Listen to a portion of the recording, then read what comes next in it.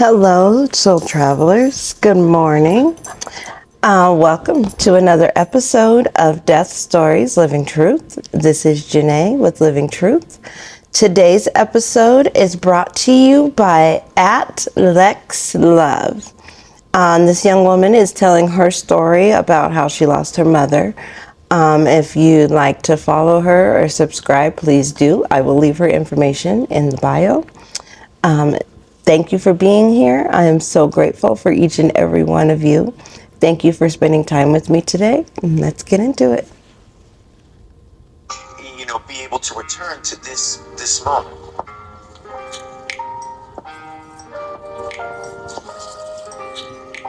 This moment.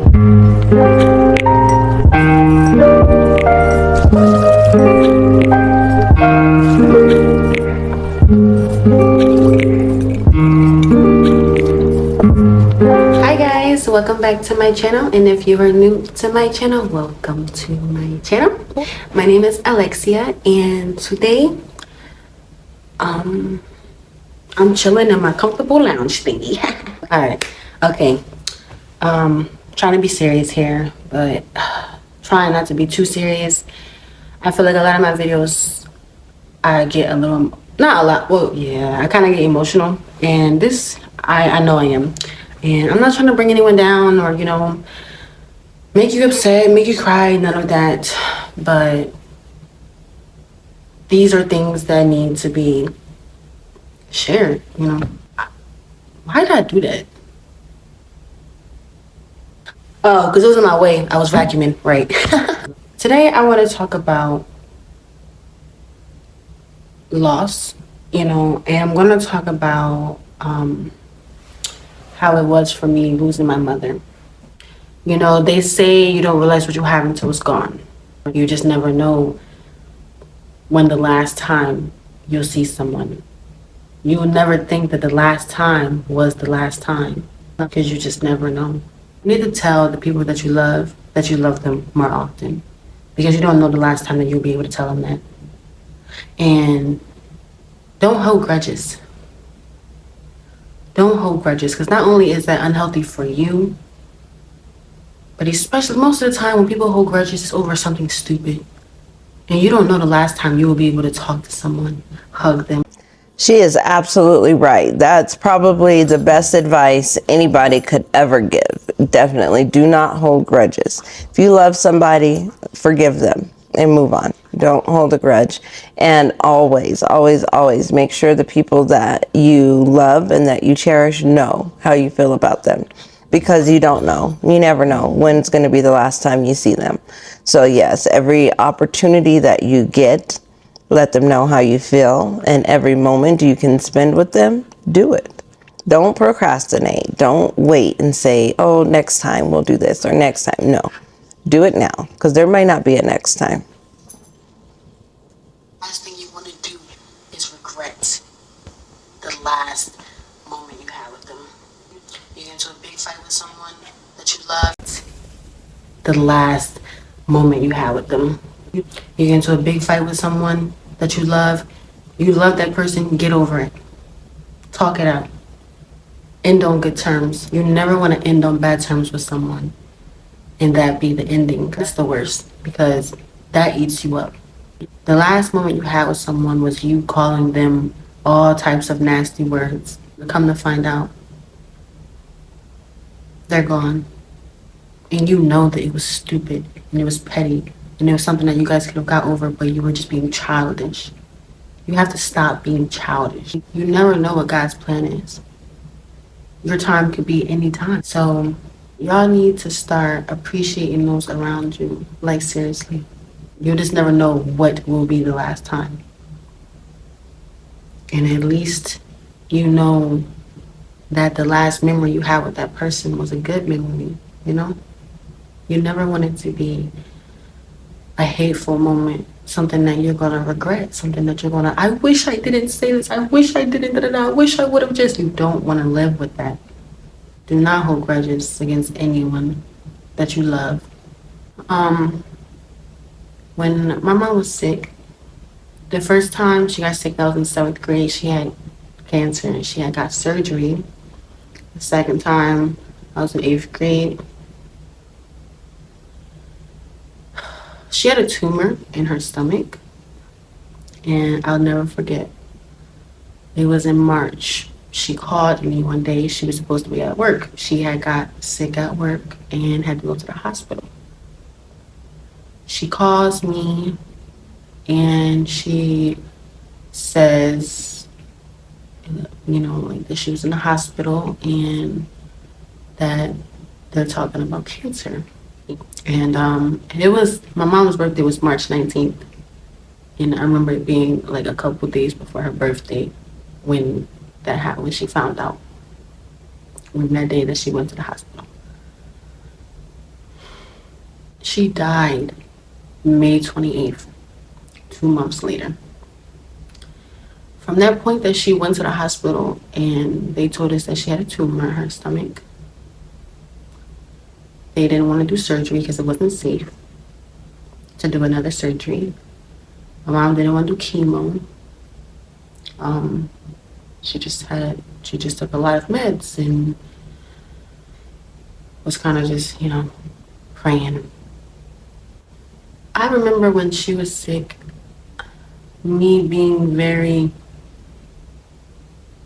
selfish because I was a kid and I wanted to do kid things, but I had to take care of her.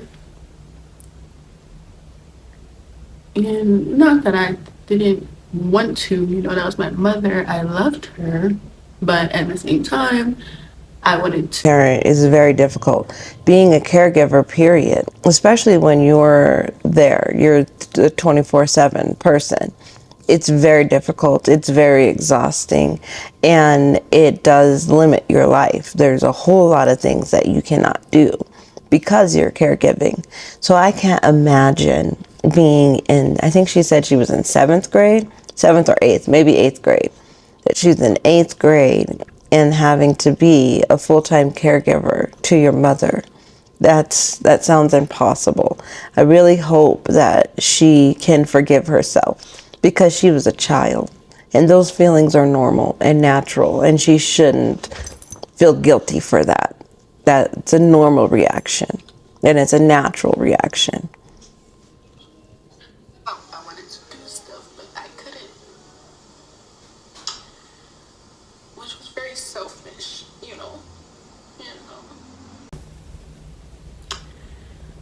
which was very selfish, and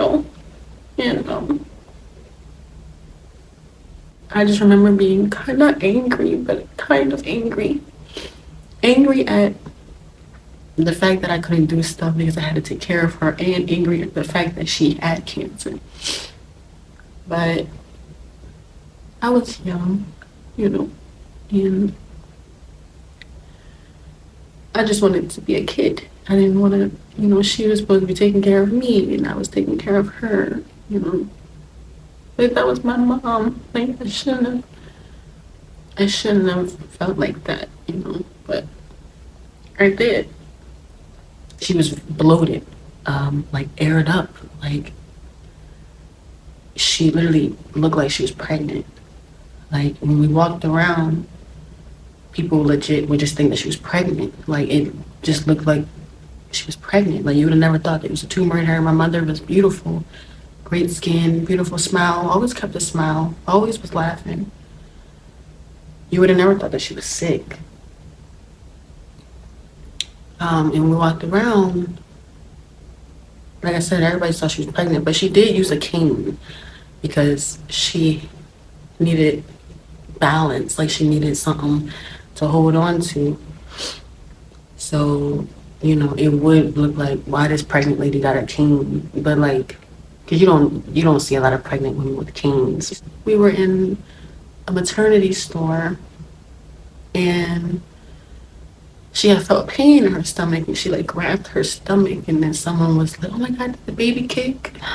And she was like, yeah.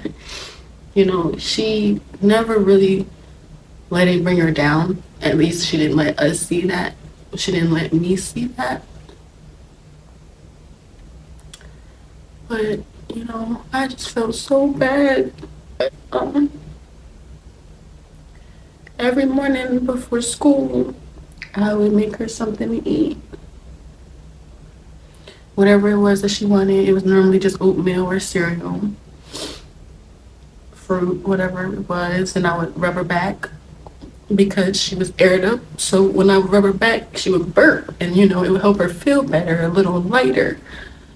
And I remember we used to just laugh because I would just be like rubbing her back, and she would just be like, but and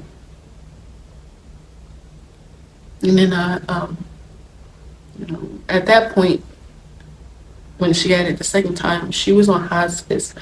Hospice is basically a hospital in your house. They try to make you as comfortable as possible when they know that you're gonna die soon.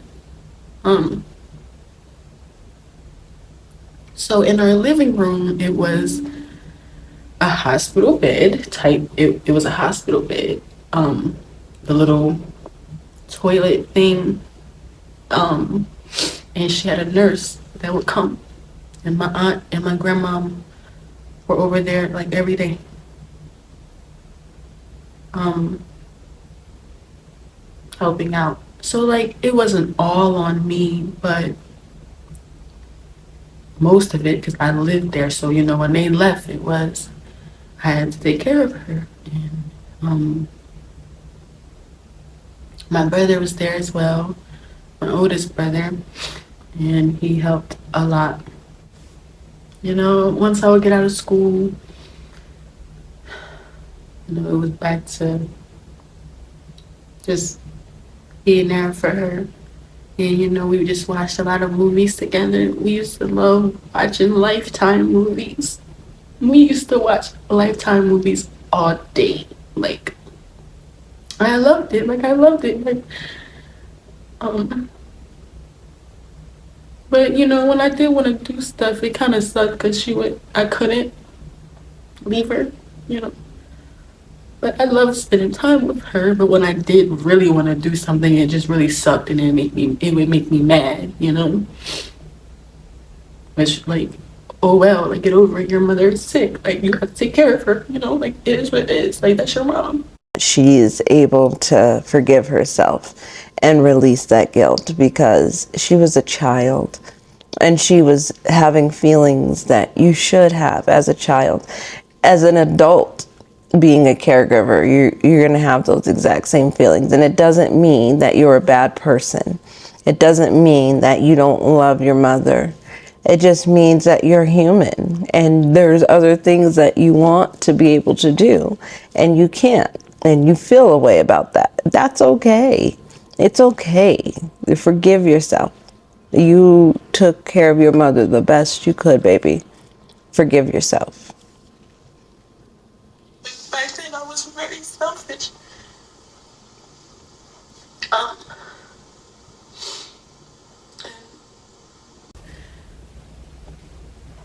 um, and this was just in March, and she was in the hospital like every week. She had doctor's appointments like every week, every other week, in Philly at Cooper. My dad would take her. My parents weren't together, and my mom didn't want to be seen by him. She didn't want him around. They were separated. They were separated at the time, and she just didn't want to be around him. So, but he took her to every single appointment. He wanted to be there, but she really didn't want him around. But he took her to every appointment, made sure she had all the food, whatever she wanted to eat, everything. He still was there. Like he took care of her as well. You know, every appointment, it was like her lifespan was just getting shorter. This was just from March to May, guys. From March, they told us maybe about 2 years, 3 years. Couple weeks later, 1 year. Couple weeks later, 8 months. The next thing you know, several weeks.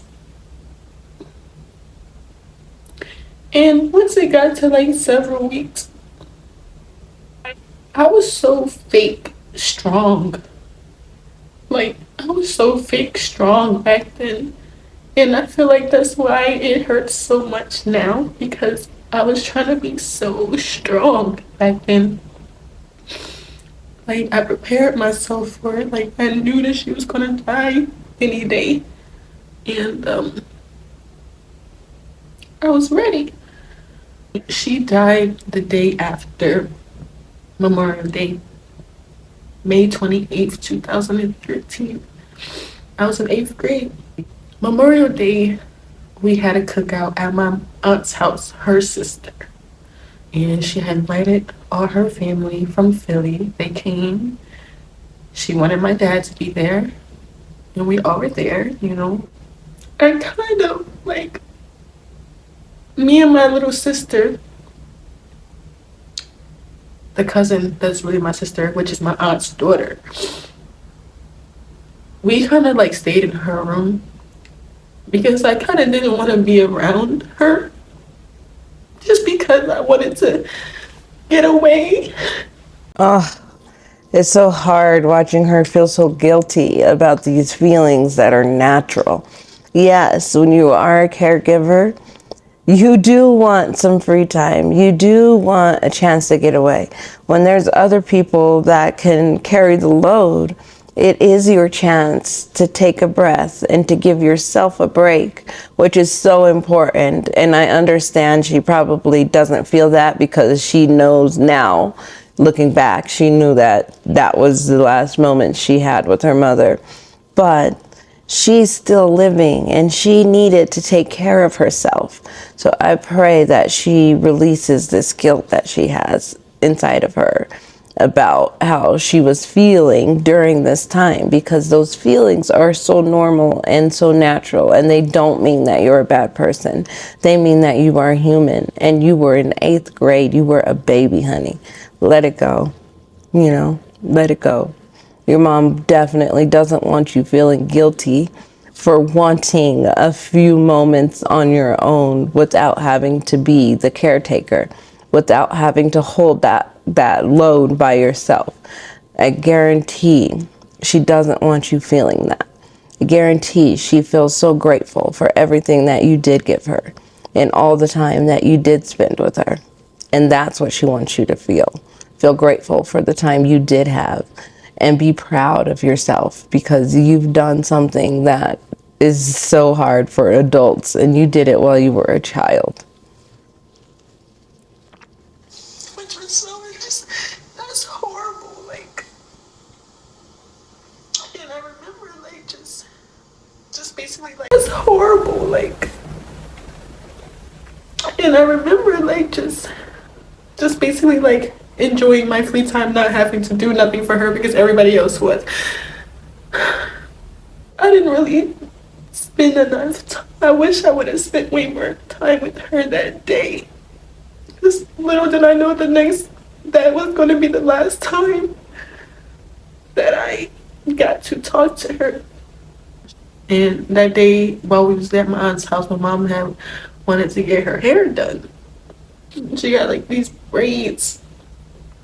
She got that style where you get the braids and it goes into that bun at the bottom. At the end of the night, we went back to my house and my dad was there, and she asked him to stay. Which, like I said, she didn't really want to be around him. He was not living at the house. He was not staying there. I asked my dad to stay that night on the couch right next to right next to her. At the end of the night, my family was telling me, because like I said, I was like avoiding her. They were telling me that like she was there, but she wasn't there.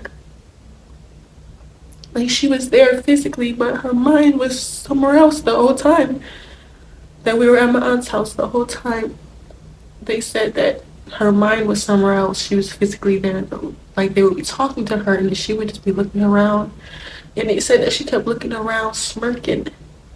And, they said that she was looking and talking to angels.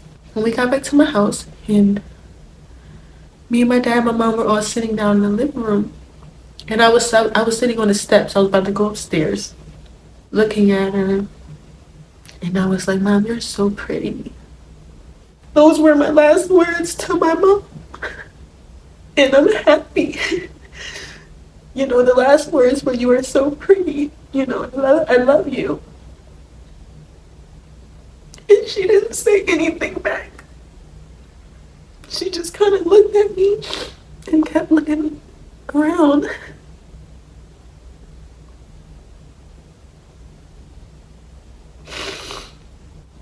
But I'll never forget my last words. I said, "Mommy, you are so pretty. I love you."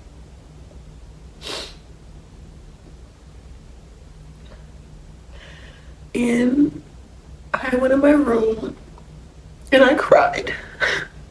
I went in my room and I cried. And I was talking to God, and I said to him, I said,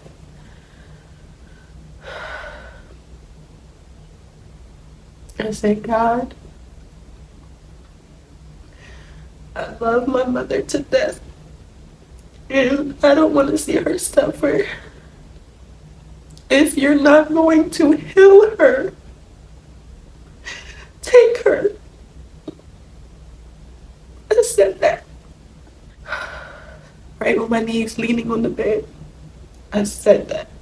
Went back downstairs a little bit after that, and she was reading a book.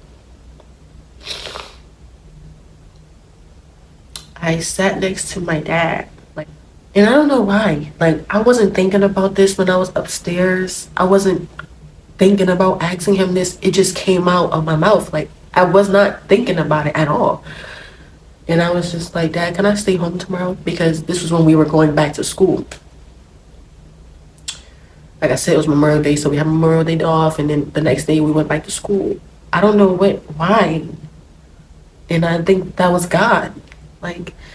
I legit said, "Dad, can I stay home from school tomorrow?" And he was like, "Yeah." He was just like, "Yeah." He didn't ask me why.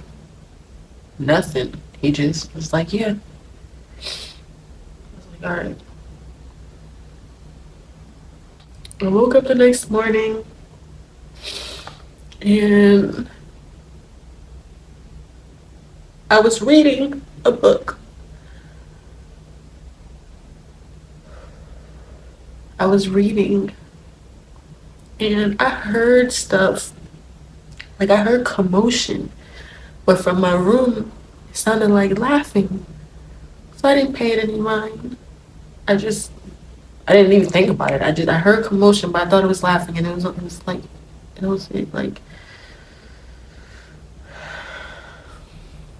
next thing I know, my dad just busts in my room. He just he just busts in there, and I look at him, and he was just red, and he didn't even have to say anything. He didn't have to say anything. I just stared at him, and I was like, I just closed my eyes, and I started shaking my head. I'm just like, "No." I knew it. I knew just last night. I just told God, "If you're not gonna heal her, then take her." But I didn't think that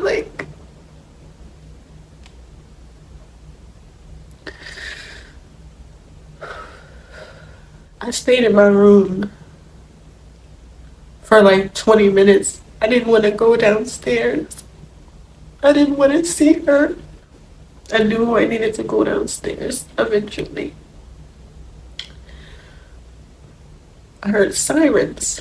Once I heard sirens, it's just and I went downstairs slowly,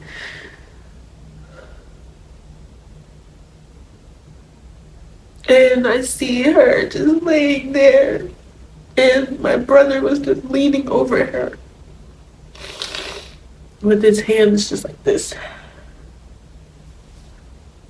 And I just didn't even want to walk over to her yet, so I sat on the steps and I just stared. I just stared. My brother was like, "Come here." He was like, "Come here."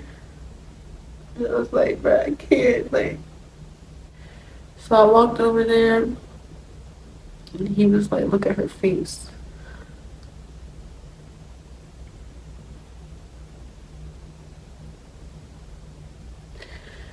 She legit had a smile on her face.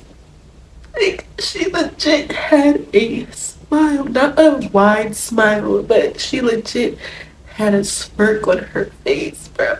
Like an obvious smirk. That reassured me, like, she made it home. And that they just gained a beautiful angel up there, and that she is not suffering anymore. I was happy that she no longer had to deal with the pain, the embarrassment. My mother felt like she was ugly, and she was so far from ugly. She didn't lose none of her hair. Her skin was great. Like, she looked great for her age. Nobody believed me that she was 48. Like, my mom was beautiful.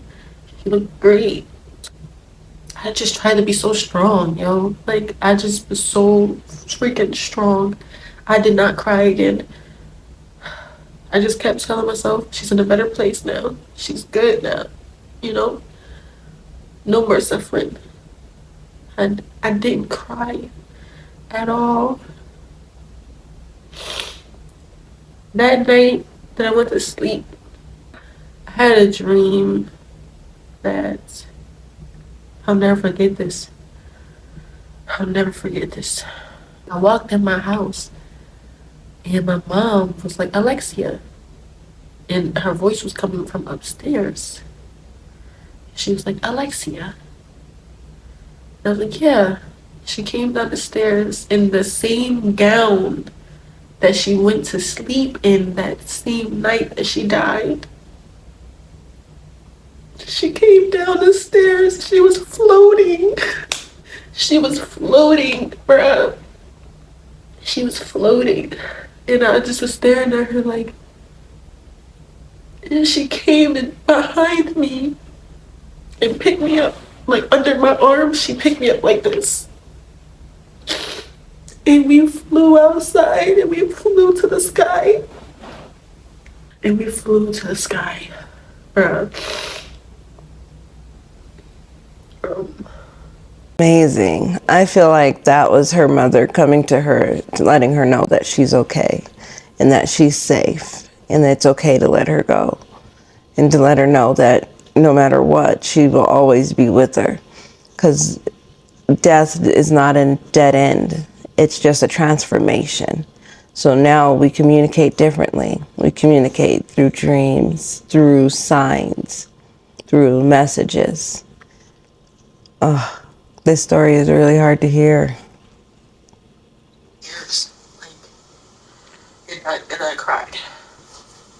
But after that, I just tried to stay. And I cried. But after that, I just tried to stay strong, yo. I was trying to be so strong at her funeral. I really did cry. I teared up a bit. You know, when family members were going up there and doing, you know, just talking, you know, I really wanted to go up there and talk, but I just couldn't. I just couldn't. And I tried not to cry so bad. And I was just looking at my little sister and my nephew crying. And my brother's just crying. And my dad crying. And I just tried to be so strong. And I was like, why? Like, I was a kid. And I was just trying to be so strong, bro, for everybody else. I kind of made myself believe that she was just on a long, long vacation. And I think that's why when I found out I was pregnant, that's when it hit me hard. My son's not gonna have his grandma, his nana. She would have spoiled the crap out of him, like I know it. Besides, when I became kind of angry, I loved my mom. I used to talk to her about so much. Like I could talk to her about so much, and she was so funny. By accident, bro. Like she really had dry humor, and it was just so funny, bro. We used to freaking sing together. We used to dance together. Like I remember me and my brother teaching her. Like she really came to us like, hey, yo, can y'all teach me how to do the Dougie?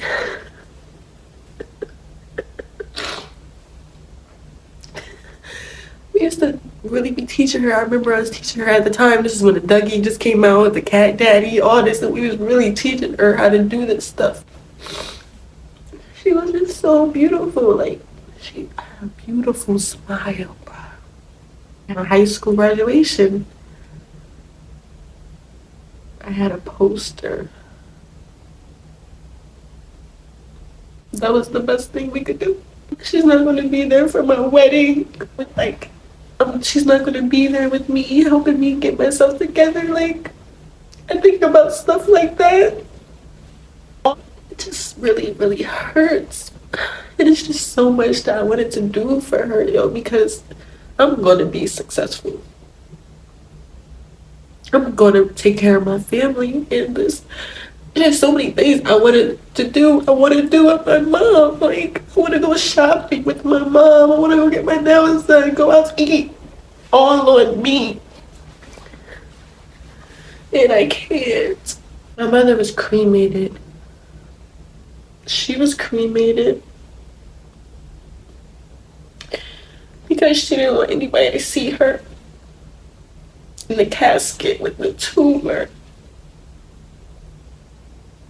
But she was so beautiful still. Like, she was so beautiful. And my aunt has her ashes. And my aunt had went and got necklaces made for me, my sister, my brothers. And the girls got hearts, me and my sister, and the boys got crosses. You won't be able to see that it says mom. Her ashes are inside of here. I kiss it a lot, or I play with it a lot, you know. Like, I know she's not here, but she's right here, you know. And I talk to her a lot. But I just be wanting to hear her voice back, talk back to me. And that's where it hurts. And that's why I tell everyone, love your parents, yo. Appreciate your parents, yo. Do what they say. Don't give them a hard time. Don't stress them out. Live right. They're doing the best they can do to give you a good life. Even if your life isn't what you want, even if you guys are struggling, they're trying to give you the best that they can. They're doing their best. Don't belittle them. Don't hate them because you don't have this, because you can't get this, they can't afford this. They're trying. It really disgusts me when I see children treating their parents like crap. Like, yo, if it wasn't for your mother, you wouldn't be here. If it wasn't for your father or your mother, you wouldn't be here. How could you disrespect them? And that's where regret comes in. When they're gone and you realize how you treated them, you're going to regret that. And you're going to have to live with that forever. So that's why I say, yo. Comes in. And so definitely that's a huge lesson to always treat people with love and respect. Always lead with love. That's it. That's all you can do. Like, everybody's human. You're going to make mistakes. You're going to get angry. You're going to be frustrated. But as long as you lead with love, You won't ever feel that type of regret because you led with love. So we're going to end it here. Like I said, she's at Lexi Love, so I'll leave it in the description if you'd like to follow her or subscribe to her channel. Please do. This was a very, very, very informative video. I am so sorry for her loss, and I am praying that she is able to release the guilt that she feels around her mother's death. And if this story moved you in any way, please leave it in the comments. If you can relate, leave it in the comments. And until next time, this is Death Stories Living Truth.